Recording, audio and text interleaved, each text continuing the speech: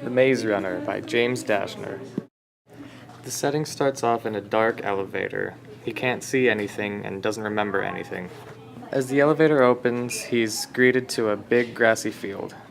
There's nothing around but a building or two, and the entire field is surrounded by a huge wall.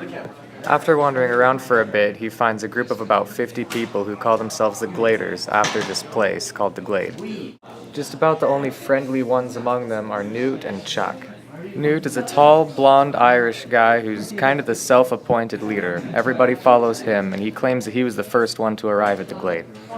Chuck is the newest member of the Gladers, aside from Thomas. He arrived just shortly before Thomas did.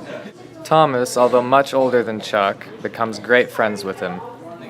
After slowly becoming one of the Gladers, Thomas learns to trust everybody and starts talking to them. He finds out that nobody remembers anything before the Glade, and they've all been stuck here for who knows how long. He finds that from sunrise to sunset, the gates in the walls open up and allow access to the maze. Thomas needs to figure out a way to help everybody get past the Grievers and solve the maze. The Grievers are these big metal slug monsters with lots of pointy things on them. They've got saws, spikes, swords, and everything. A Griever's sting is extremely painful and most of the time lethal, which greatly discourages people from attempting to solve the maze and escape from their captivity.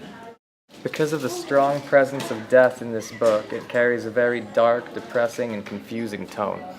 Some of the people that come into the Glade don't even remember their own name, which makes solving the maze very hard. The Gladers finally manage to escape the maze, but in doing so, half of their population has died. This contributes to the theme of the book that sometimes sacrifices have to be made, and most of the time they're for the better. This was a very good book. I would give it a 9.5 out of 10 and recommend it for anybody.